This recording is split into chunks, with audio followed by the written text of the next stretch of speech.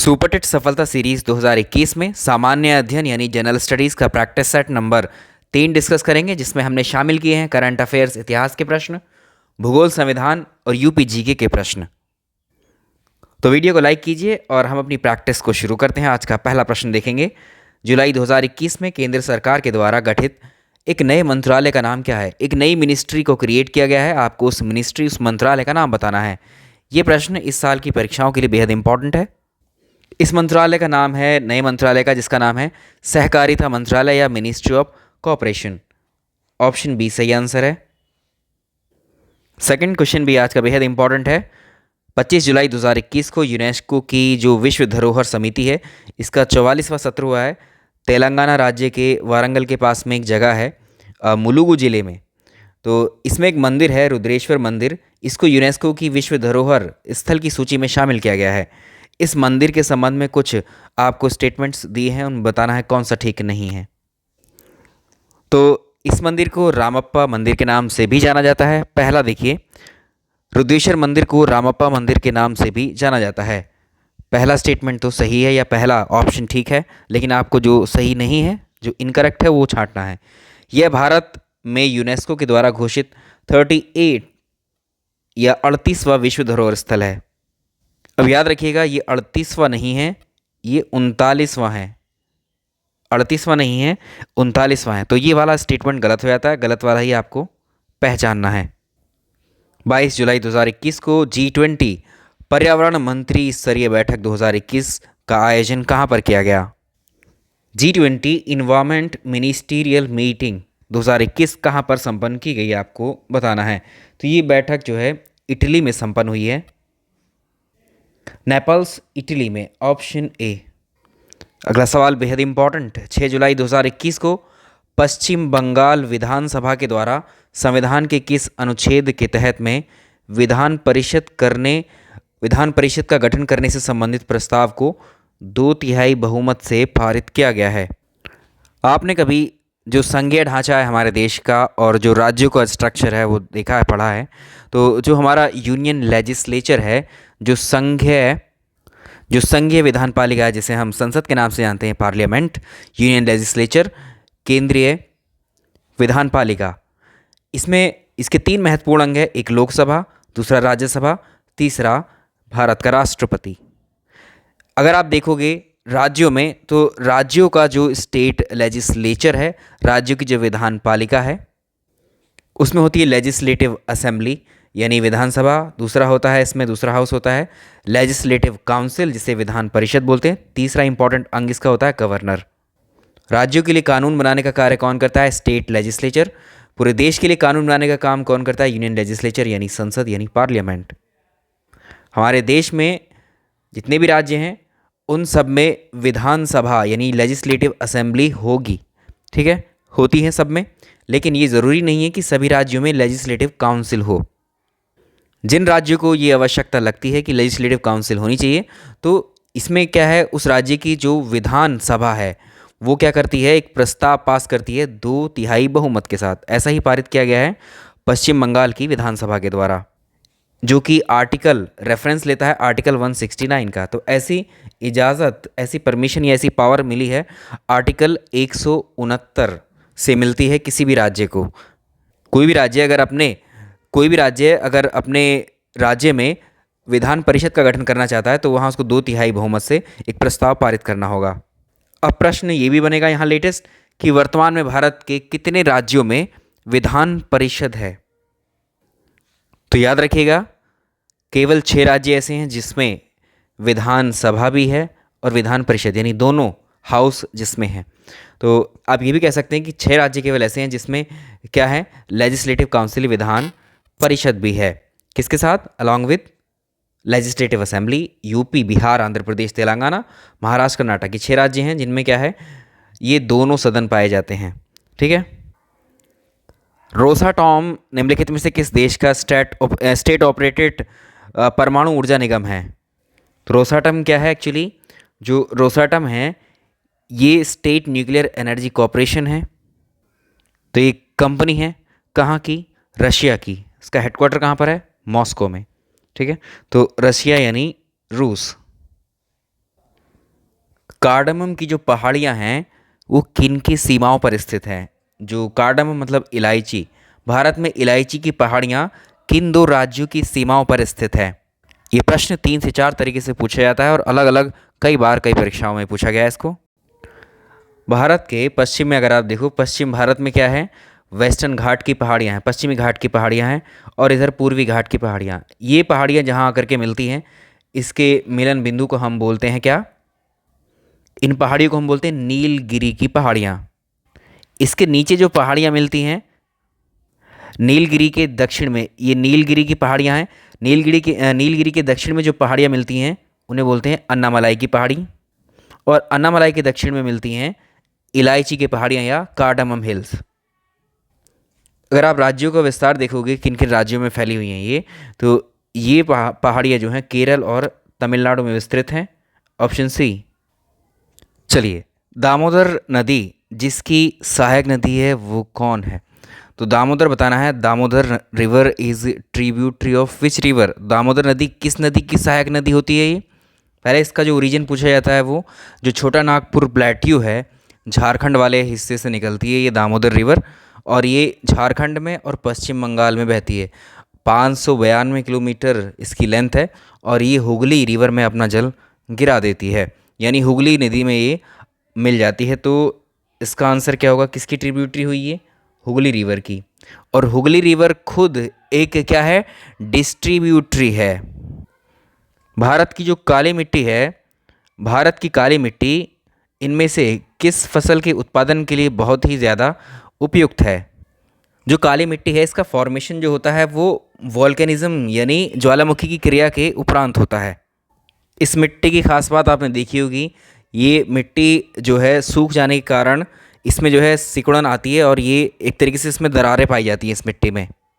तो ऐसे लगती है कि इस मिट्टी की अभी अभी जुताई की गई होगी, तो स्वतः जुताई वाली मिट्टी इसको बोला जाता है। और ये मिट्टी भारत में जो पाई जाती है महाराष्ट्र में, दक्षिण पूर्वी जो गुजरात का हिस्सा है, एमपी का हिस्सा है, यहाँ पाई जाती है मिट्टी। और इस तरह की मिट्टी सबसे ज़्यादा जो उपयोगी होती है वो कपास, कॉटन के लिए बेहद उपयोगी होती है। तो इसमें कपास की खेती ज़्यादा की जाती है। निम्नलिखित में से कौन सी कृषि करने की ऐसी प्रक्रिया है, ऐसी प्रोसेस है जिसमें पर्यावरण संरक्षण में सहायता मिलती है? यानी इन्वायरमेंट किससे पोल्यूटेड, एक तरीके से पोल्यूशन नहीं होता है इन्वायरमेंट में। जो हाई प्रोडक्शन देने वाली किस्में होती हैं बीजों की, उस तरह की खेती की जाती है। तो भाई ऐसी जितनी भी वैरायटी होंगी फसल की, वो क्या करेंगी? मिट्टी की उर्वरता एक तरीके से कम ही करती हैं। इसका मतलब सॉइल पोल्यूशन कह सकते हैं। ग्लास हाउस में पौधों का उगना, ये ग्रीन हाउस इफ़ेक्ट को दर्शा रहा है। शिफ्टिंग खेती, या एक लास्ट ऑप्शन है जैविक खेती।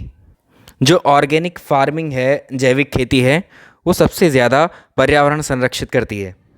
इसमें हम क्या करते हैं, आजकल की जो खेती हम करते हैं उसमें केमिकल्स का ज़्यादा इस्तेमाल करते हैं प्रोडक्शन बढ़ाने के लिए। हम फसलों का उत्पादन ज़्यादा हो इसलिए हम केमिकल्स का इस्तेमाल ज़्यादा करने लगे हैं आजकल अपने खेतों में, अपनी फसलों में।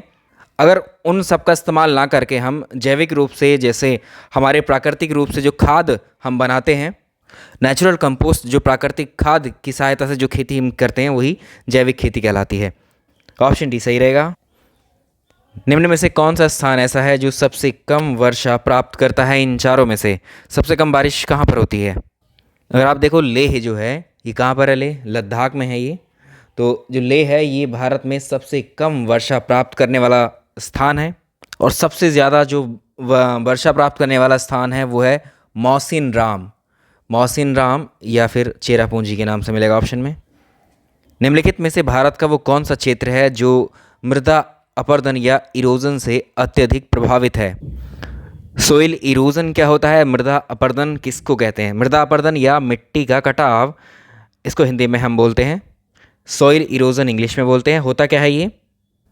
जैसे मान लीजिए ये मिट्टी है, अब ये मिट्टी मान लीजिए इस पर बारिश हुई या फिर यहाँ से हवाएं चलने लगी, तो चाहे एयर की वजह से चाहे इस पर बारिश की वजह से, ठीक है, जब ये मिट्टी पर ये एयर या बारिश पड़ती है तो ये मिट्टी टूटने लगती है, इसकी ऊपरी सतह जो है उखड़ने लगती है। उखड़ कर ये टूटी हुई जो परतें हैं ये अब आगे की तरफ चलने लगती हैं। यानी सिंपली हम ये कह सकते हैं कि भूमि की जो ऊपरी सतह है, ऊपरी लेयर है, ये पानी और हवा की वजह से जब एक जगह से दूसरी जगह पर चली जाती है, इसे ही हम बोलते हैं मिट्टी का कटाव या मृदा अपरदन या सोइल इरोजन। ये सबसे ज़्यादा इन क्षेत्रों में से कहाँ देखने को मिलता है? ये चंबल की घाटी में बहुत अत्यधिक देखने को मिला है। चंबल की घाटी में वहाँ पर कट कर इस तरह से कटिंग हो करके इस तरह से ऐसे ऐसे ही इतने इतने गैप्स भी वहाँ पर फॉर्म हो जाते हैं। ठीक है, कटाव इस तरह का होता है। कहाँ पर? चंबल की घाटी में। तो इतना ज़्यादा कटाव हो गया है, इसलिए कहाँ पर है ये? ऑप्शन डी, चंबल की घाटी में ज़्यादा अपरदन देखा गया है। निम्नलिखित में से कौन सा पोर्ट बंदरगाह भारत के पूर्वी तट का नहीं है? यानी जो भारत के पश्चिमी तट का है वो बताना है। तो इसमें जो कांडला बंदरगाह है ये कहाँ पर है? गुजरात में है। ठीक है, कांडला बंदरगाह है, ये कहाँ पर है? गुजरात में है। और ये पूर्वी तट का नहीं है, मतलब ये पश्चिमी तट का है। जो सौर मंडल है इसमें जो क्षुद्र ग्रह हैं जिसको हम एस्ट्रॉयड बोलते हैं, ये छोटे खगोलीय पिंड होते हैं, सेलेस्टियल बॉडीज़ होती हैं स्मॉल, जिन ग्रहों के मध्य में पाई जाती हैं। तो ऐसी ये एक बेल्ट होती है। कौन से ऐसे दो ग्रह जिनके बीच में इन छोटे छोटे खगोलीय पिंडों की क्या पाई जाती हैं? बेल्ट पाई जाती हैं। तो ये आपको बताना है। तो ये पाई जाती है मार्स और जुपिटर के मध्य, यानी मंगल और बृहस्पति के बीच। ये दोनों जो प्लैनेट हैं, ठीक है, ये दोनों प्लैनेट हैं, मंगल और ये बृहस्पति, इनके बीच में जो बड़े ये छोटे छोटे जो खगोलीय पिंड हैं, यहाँ छोटे हैं लेकिन जब आप इसको स्पेस में देखोगे तो बहुत बड़े होते हैं। ठीक है, तो ये पूरी बेल्ट है इन दोनों के बीच में, इसी को हम बोलते हैं एस्टेरॉयड बेल्ट। नेक्स्ट देखें, ring of fire. Ring of fire आपने नाम सुना है, मूवी का नाम भी है। ठीक है, ये किस चीज़ से संबंधित है? प्रशांत महासागर का नाम आपने सुना है। प्रशांत महासागर के अंदर बहुत सारे आइलैंड्स हैं, बहुत सारे द्वीप हैं। किस तरह के? ज्वालामुखी द्वीप। या आप कह सकते हैं इस प्रशांत महासागर में सबसे ज़्यादा सर्वाधिक ज्वालामुखी इसी में पाए जाते हैं। विश्व के 2/3 जो ज्वालामुखी हैं वो प्रशांत महासागर के तटीय भागों में हैं। इस तरह से तो प्रशांत महासागर में इस तरह से ये वॉल्केनो है। ठीक है, ये ज्वालामुखी हैं और इसमें लगभग 450 से ज़्यादा तो ऐसे ज्वालामुखी हैं जो सक्रिय हैं, एक्टिव हैं। एक्टिव हैं तो इसमें से क्या निकलेगी? लावा बाहर आता है, आग की तरह आग निकलती है इनमें से। जब सारे एक साथ जलेंगे तो ये एक कैसा स्ट्रक्चर दिखाई देगा हमें? एक आग का रिंग जैसा हमको नज़र आता है ये, इसीलिए इसको क्या बोलते हैं? ऐसे भी कनेक्ट कर सकते हैं आप इसको, रिंग ऑफ फायर, यानी अग्निवलय है ये। तो यहाँ पर इनमें भूकंप भी आते हैं। सबसे ज़्यादा ज्वालामुखी और भूकंप से प्रभावित ये प्रशांत महासागर का ये क्षेत्र है जहाँ पर रिंग ऑफ फायर है, या ये ज्वालामुखियों का एक तरीके से स्ट्रक्चर मिलता है इस प्रशांत महासागर में। तो ये किससे संबंधित है? भूकंप से संबंधित है, ज्वालामुखी से संबंधित है, प्रशांत महासागर से भी संबंधित है। जंगल की आग से इसका कोई लेना देना नहीं है। तो इसका आंसर आप कर सकते हैं फर्स्ट, सेकंड, थर्ड। नेक्स्ट देखिए, भूमध्य रेखा गुजरती है। सवाल सिंपल ज़रूर लग रहे होंगे लेकिन अभी जो पहले कन्वेंशनल क्वेश्चन थे, अब यहाँ पर जो लोकेशन है ना भाई, भूमध्य रेखा जो इक्वेटर लाइन है वो तो कई जगह से गुजर रही है, लेकिन अब जो है इनमें यहाँ पर जो जो प्लेस दिए हुए हैं वो इम्पॉर्टेंट है। अगर आप कॉन्टिनेंट में भी देखेंगे तो अफ्रीका कॉन्टिनेंट ऐसा महाद्वीप है, अफ्रीका महाद्वीप, जहाँ से तीनों रेखाएं निकलती हैं, तीनों अक्षांश रेखाएं। कौन कौन सी निकलती हैं? Tropic of Capricorn, tropic of cancer और इक्वेटर, ये तीनों लाइन पास होती हैं किससे? अफ्रीका से। तो इसका आंसर आप जानते होंगे। तो अफ्रीका के कौन कौन से देश हैं इसमें? तो केनिया है, तो इसका आंसर तो हो जाएगा वैसे केनिया ही। तो अफ्रीका में ये केनिया, कॉन्गो, जो सोमाली गणराज्य है, गैबन, युगांडा, इनसे होकर के गुजरती है। महात्मा गांधी के द्वारा चलाया गया पहला जन आंदोलन इनमें से कौन सा था? देखो, महात्मा गांधी के द्वारा चलाया गया पहला जो जन आंदोलन था उसको कहा जाता है असहयोग आंदोलन। ठीक है, इम्पॉर्टेंट है। 1920 से 22 तक जब असहयोग आंदोलन चलाया गया था तो इस आंदोलन को एक तरीके से वापस लेना पड़ गया था। इसमें चोरी चोरा कांड था। 5 फरवरी 1922 को जब घटना हुई थी गोरखपुर ज़िले में, यूपी के, वहाँ पर हिंसक भीड़ ने जो थाने में आग लगा दी थी, इस वजह से ये असहयोग आंदोलन वापस किया गया था। तो ये वही आंदोलन था जो सबसे पहला गांधी जी के द्वारा चलाया गया जन आंदोलन हुआ। निम्नलिखित राज्यों में से किसकी तट रेखा सर्वाधिक है? भारत की जो टोटल कोस्ट लाइन है वो कितनी है? 7,515 या 7,516 किलोमीटर है, जिनमें सबसे ज़्यादा है गुजरात की। अगर यहाँ पर अगर आप देखें तो अगर सबसे ज़्यादा लंबी पूछ रहा है, ठीक है, राज्यों और यूटीज़ दोनों को शामिल करते हुए, तो अंडमान निकोबार की सबसे ज़्यादा लंबी हो जाती है, ठीक है, दोनों में पूछ रहा है तो राज्यों में केवल गुजरात की। उत्तर भारत में उप हिमालय के सहारे जो फैले हुए समतल मैदान हैं उनको तराई के मैदान कहा जाता है। Option A. चलिए सिंपल सा सवाल है, सिलवासा इनमें से किसकी राजधानी है? सिलवासा। सिलवासा किसकी राजधानी है? अब दादर नगर हवेली और दमन एंड दीव की। सी ऑप्शन सही रहेगा। क्यों करवाया? क्योंकि ये दोनों पहले क्या थे? अलग अलग यूटी थे, लेकिन इनको मर्ज कर दिया है, मर्ज करके एक ही यूनियन टेरिटरी बना दिया है। इन दोनों की राजधानी अभी भी वही है। जो नर्मदा रिवर है और जो ताप्ती रिवर है, इन दोनों के बीच में कौन सी पर्वत श्रेणियाँ हैं, कौन सी पहाड़ियाँ आती हैं? सतपुड़ा रेंज है, ऑप्शन बी। नेक्स्ट देखेंगे, जो मक्का है, कॉर्न की खेती की जा सकती है। मक्का की खेती कहाँ की जा सकती है, किस मौसम में? तो देखिए इस फसल के लिए अगर आप देखें तो इसको तीनों ही मौसम में, या कह सकते हैं साल भर उगाई जाने वाली खेती होती है मक्का की।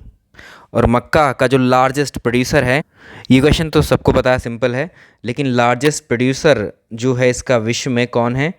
लार्जेस्ट प्रोड्यूसर जो कॉर्न का है वो यूएसए है। अमेरिका में विश्व में सबसे ज़्यादा मक्का का उत्पादन किया जाता है। तो यहाँ जो उत्पादन है ये मक्का के खाने के लिए प्रोडक्शन नहीं करता है यूएसए इसका। एक्चुअली वहाँ पर जो पेट्रोलियम है, या आप कह लेंगे जो फ्यूल है, फ्यूल में मिलाया जाता है इथेनॉल। इथेनॉल के प्रोडक्शन में इसका कॉर्न का काफ़ी महत्व है। भारत में जूट का सर्वाधिक क्षेत्र कहाँ पर है? तो ये पश्चिम बंगाल में है इसका सर्वाधिक क्षेत्र। यहाँ से लार्जेस्ट प्रोड्यूसर है किसका? जूट का, पश्चिम बंगाल। केसर की सबसे अधिक मात्रा कहाँ पर उगाई जाती है? तो ये कश्मीर में है, केसर कश्मीर। निम्नलिखित नदी घाटी परियोजनाओं में से एक का लाभ एक से अधिक राज्यों को प्राप्त है। तो इसमें अगर आप देखोगे चंबल घाटी परियोजना यानी एक से अधिक राज्यों को प्राप्त करने वाली यह है चंबल घाटी परियोजना। और जो मयूराक्षी जो परियोजना है, ये दोनों ही ऐसी परियोजना है जिनसे एक से ज़्यादा राज्य लाभान्वित हैं। इस पर अलग अलग डैम बने हुए हैं, गांधी सागर बांध, राणा सागर बांध और जवाहर सागर, ठीक है, इस पर। तो इससे जो है राजस्थान मध्य प्रदेश के बीच में ये जल विद्युत और सिंचाई का एक महत्वपूर्ण जरिया है। और ये वाली जो परियोजना है, मयूराक्षी जो परियोजना है, ये पश्चिम बंगाल और झारखंड के बीच में है। तो दोनों को ही याद रखेंगे हम लोग। जो भूमध्य रेखा है, भूमध्य रेखा के निकट में किस तरह के वन पाए जाते हैं? जो इक्वेटर है ये अर्थ है, और अर्थ के बीचों बीच से जो काल्पनिक रेखा जाती है इसको इक्वेटर बोलते हैं। और यहाँ पर जो है किस तरह के वन पाए जाते हैं? ये कहलाते हैं उष्ण कटिबंधीय वन। उष्ण कटिबंधीय वन, ट्रॉपिकल रेन फॉरेस्ट। अगला देखिए, ड्रांकेंसबर्ग पर्वत कहाँ पर है? इसकी लोकेशन एक्चुअली 3 देशों में है। साउथ अफ्रीका में भी है ये, साथ में ये लेसोतो में है और इस्वातिनी में है। 3 जगह पर है, तो इसका आंसर ऑप्शन सी। किम्बरले नाम की जगह आपने सुनी होगी, किसके लिए फेमस है? जो किम्बरले है ये साउथ अफ्रीका में है, और ये एक तरीके से क्या है, यहाँ पर ये बहुत पहले से ही यहाँ पर हीरे का खनन किया जाता है, ठीक है, ऑप्शन बी। निम्नलिखित वर्षों में से किस एक वर्ष को भारतीय जनसंख्या के इतिहास में महान विभाजक वर्ष, ग्रेट डिवाइडिंग ईयर, किस ईयर को कहते हैं? विभाजक वर्ष है 1921। इसका आंसर आपको पता है, क्योंकि अगर आप देखोगे 1921 के पहले वाले दशक में, यानी 11 से 21 तक, इस 10 वर्षों के अंतराल में जनसंख्या ह्रास हुआ था, यानी पॉपुलेशन कम हुई थी यहाँ पर। यह इस समय जो है ये अकाल और महामारियों का टाइम था, इस वजह से जनसंख्या में वृद्धि नहीं हुई, जनसंख्या में लॉस हुआ यहाँ। लेकिन इस वर्ष के बाद में देखा, अगले दशक में चेक किया गया तो जनसंख्या में यहाँ तेज़ी से इंक्रीमेंट हुआ, यहाँ डिक्रीमेंट। तो ये क्या है, एक तरीके से इंक्रीमेंट और डिक्रीमेंट के बीच में विभाजक का कार्य है ये वर्ष 21 वाला, ठीक है। तो इसको ग्रेट डिवाइडिंग ईयर या महान विभाजक वर्ष 1921 को कहा जाता है।